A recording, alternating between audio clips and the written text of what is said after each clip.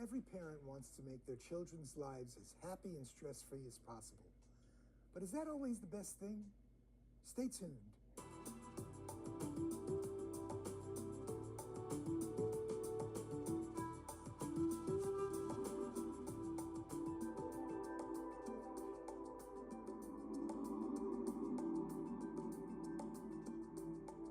Welcome to Montvale in Motion. I'm your host, Tony Salerno. With me today is Josephine Hunt, master's degree in education, an educator, child development advocate, behavioral coach, writer, public speaker, and parent. She holds graduate degrees in education and special education from New York University and brings over 2 decades of experience working with children, families, and educators. Grounded in educational research, professional practice, and real-life experience, Josephine has developed an approach to supporting children and families known as Raising Resilient Children, which focuses on building confidence, emotional strength, and healthy development in today's complex world. From my layman's understanding, I find it both a novel and, at the same time, an old-fashioned approach that our grandparents would have been comfortable with, but which today's parents might find a bit radical. Josephine is here to explain it all, so stand by and listen carefully. Welcome, Josephine. Thanks so much for being here. Thank you for having me. This is I'm really humbled and really appreciative for this opportunity. Thank you so much. It's our pleasure. Before we get into it, why don't you tell our audience a little bit about your background? So I've been in education for over 22 years. I have 2 master's degrees, one in special education from NYU and a second master's degree in educational leadership. I'm a parent of 3 daughters, 22, 21, and 20. And I've just learned a tremendous amount about what's going on with our youth mental health crisis. And I've read the book, Jonathan Haidt's book about anxious generation, and I've been trained in 3 different parenting programs and curriculums. And I just wanted to share this information with everyone just to help others to know that we are kind of increasing the youth mental health crisis by taking away what naturally should be done. Okay, which is a perfect segue to my next question. Tell me, what is Raising Resilient Children? So raising a resilient child means to allow your child or a student, if you're a teacher, to go through the natural and logical productive struggles of life and challenges. When we remove obstacles or challenges from people's lives, we're actually weakening them. And with today's studies and research and data, we're seeing that our youth are really suffering from a lot of mental health crises. Mm-hmm. Eating disorders is a real big issue. Gambling is another big problem. The HIB reports, which are harassment, intimidation, and bullying, are really a major issue as well. And we, of course, know that there's tons and tons of frustration, anxiety, and tension that these students and children are dealing with. And a lot of it is because there's a big movement towards gentle parenting. And there are pros to gentle parenting, but there are more cons to gentle parenting. And that's where Raising the Resilient Child, it comes to the approach of the big discrepancy of being a good parent versus being a responsible parent. It's a big discrepancy. Okay, but before we move on a little too much, can you give us some examples to illustrate what you actually mean by all of this? Yeah, so what I mean by that is that our children and we ourselves, we have natural and logical things that happen in our lives, challenges, mistakes, failures, obstacles, things that bring us discomfort. And we have to figure out how to work through it, right? Right. And so what's today is happening, a lot of parents are taking that away from their children. They're taking away any mistakes or failures or discomforts. And by doing that, in essence, our children are becoming less resilient and a little bit more weak. And the real show up happens when they go to college and they have to really present on their own and demonstrate. And they end up having much anxiety and a lot of negative responses to what could have been cumulatively strengthened. It's like a muscle, right? We have to mindfully and strategically work on it so that it grows. Yeah. Resilience is not just something that we're innately born with. Like confidence, right? We have to really be mindful and strategic in building those blocks. Right. Now, to digress just for a second, I was in preparing for, I prepare for these folks. In preparing to meet you, I read something about bullying specifically, about a particular person that was bullied, and how you felt they should handle that. Can you tell us about that? Yeah, sure. Look, there are situations where people are bullied and it becomes out of control, and it really is a matter. But there are 93% of the cases become unfound. And what is found is that when these legal documents are put together, and all the work and research that goes behind it, they become unfound because it's really just developmentally and socially appropriate. And these are like peer conflicts. And so our children are not having the skills that they should have to work through these like normal conflicts. See, yeah. You know, so like when we were growing up, like our parents told us like just to go play outside and figure it out. Right. And there were a lot of things that happened, right? Like, I mean, my brother, when we were kids, like he knew how to do first aid, like it was no one's business, because we would just like, you know, work through the conflicts and figure it out. There are certain situations that are unique, but in most cases, what's happening with children is very like normal. I have to tell you, I'm a substitute high school teacher in my other life. And every year we take courses on how to deal with different situations and like bullying. And I've got to say, letting a kid tough it out on their own seems to be antithetical to the current way of handling, or I'm being taught to handle something like that. Well, so this situation is twofold.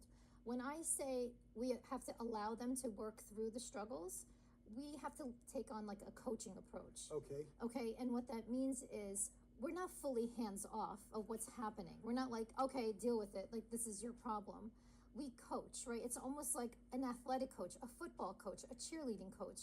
How would you help this person run through this course, right?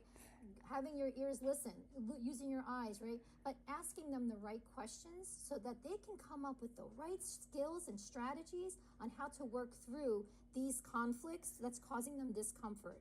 So it's really important that we give them the right support, not that we take away those conflicts, but that we run along with them and get them there. Right? Because your best answers to your problems are the ones that you come up with. You ever notice that? Yeah. When you have a problem and you're kind of working it out with someone, if they give you the solution, it may not be as good as the solution that you came up with. Sure. Another one, in terms of examples that I read about, you were telling something about a student who got a 96 on a test. Yes. Tell that story. I mean, again, it seems logical, but go ahead. Yeah, so I was just a first-year teacher, and I was teaching in a very high northern Bergen County district, and I remember this student, like, you know, honestly earned a 96 on a test that he did very well. A 96 is nothing to be ashamed of. No, that's great. And the mother really fought on him getting a 97, because then it would have went from an A to an A+. And in front of this child, she really made him feel that 96 or an A is not good enough, that the A+ was better. And what she ended up doing was like showing him that he couldn't really develop this case for himself. He could have come to me and talked to me, and we could have worked out something. So she took all of that great, delicious work away from him. Like he could have figured out, is this important to me? Is this what I really want? How am I going to get there? Right? What do I say to this teacher? Like maybe I can earn extra credit. But she took all that away because she just wanted him to have the A+. And is it about product or process? Right? So this is where we lose our students, because we say it's so important to get the A+. Not really how much important it is what you're learning, it's what you get. But we really are intrinsically motivated by the work that we do. And you'll notice that with our children, if we really show them that we encourage their hard work and do your best, regardless of the product, they will. They will show up. So what do you think we, parents and teachers, especially parents and teachers, what do you think we should do? Really work on the work itself, right? Just stay focused on what it is, right? Like for example, like this right now, if we focus on this being the best production, talk about the stress we would have, right? Would it be that good? Maybe not, right? Like maybe we would be too stressed out. But if we are just intrinsically, meaning like having like that internal like motivation that, you know, I'm not going to make more money, or I'm not going to have a higher position. It's just that it's really, I'm doing my best work. Sure. What is this systematic parenting training thing? This is a great program. I took it 22 years ago. It was a 12-week program. It was 2.5 hours each week. I made my husband come with me too. So it's called Systematic Training for Effective Parenting. There's also a program for teachers like that too. So Systematic Training for Effective Parenting. I took it 2 times so I could teach it. The premise of it is being being a responsible parent, not a good parent, using natural and logical consequences and not punishments or rewards. There's a lot there. So if you want to look at my website, I really go into like a lot of depth with that. Or you could really look into the program. But there's so much great work there because once you get into that mindset, you can really help your child grow and develop the resiliency skills and just grit and perseverance and confidence. There's so much great work when we just work on like the process, not the product. Right. Well, now in school, like I said, I'm a substitute. The rules that we have are great in and out of school, parenting also, but kids are exposed to so much more now. And I'm talking, of course, about cell phones, about computers, about the internet, all of those kinds of things. I tend to blame all of that technology for all the hurt in the world, but I know I'm a little bit nuts with regard to that. But do they have a negative role in all of this? Yes, of course. Am I right? Yes. Good job. You got an A+ on that one.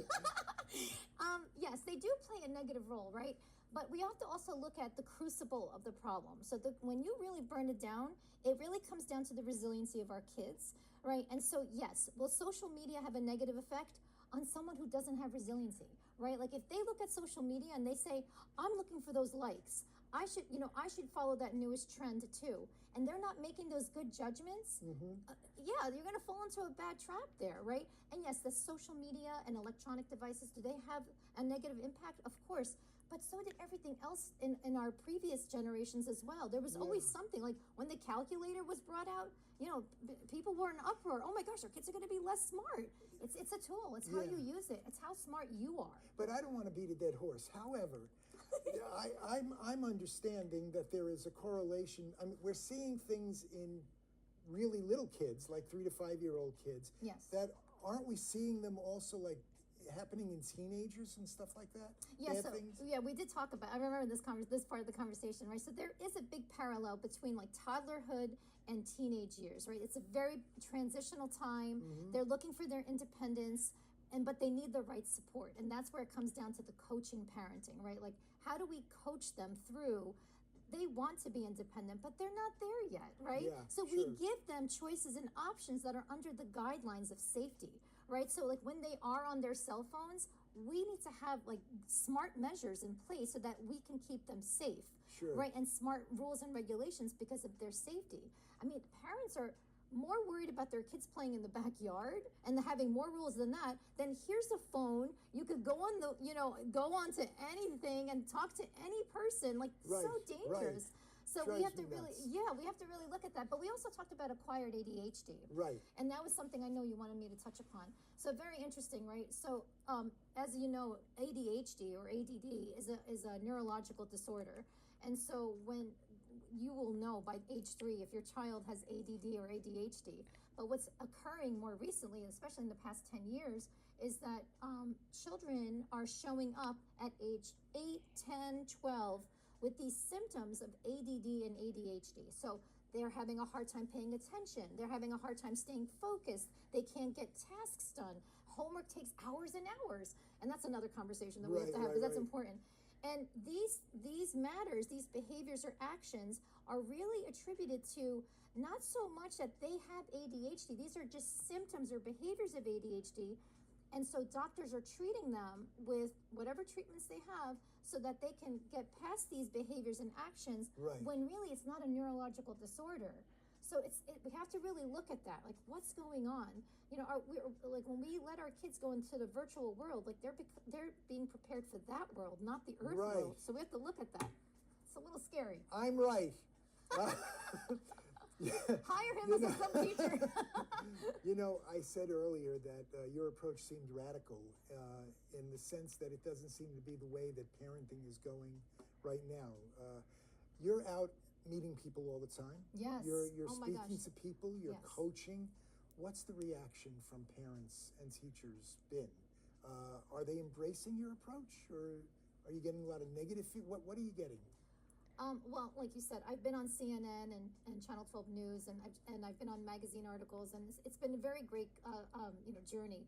And I really just like educating people because it's really enlightening.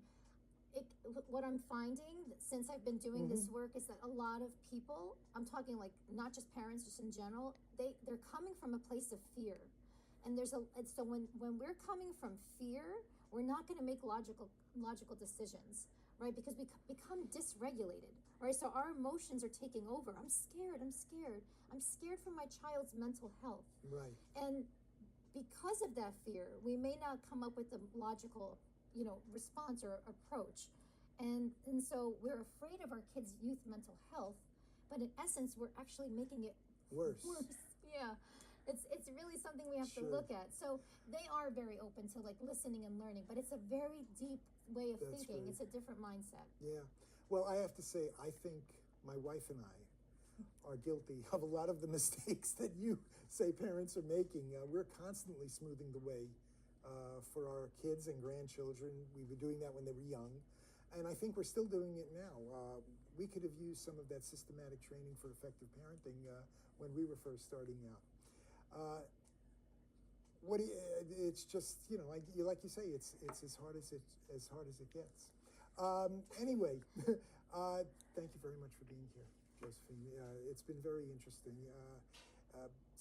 Sharing all your thoughts. You've certainly given us a lot to think about. You folks at home, if you'd like more information about Josephine's work or want to get in touch with her, you can go to her website at www.josephinehunt.com or her YouTube channel at Josephine V. Hunt, or email her directly. She'll answer. JosephineVolarichHunt@gmail.com. And you're seeing all of these on the screen right now. Do it. And don't forget to watch this month's other new editions of Montvale in Motion and my Montvale. I have to plug my shows. I'm Tony Salerno, reminding everyone to stay safe and stay well, and I'll see you next time.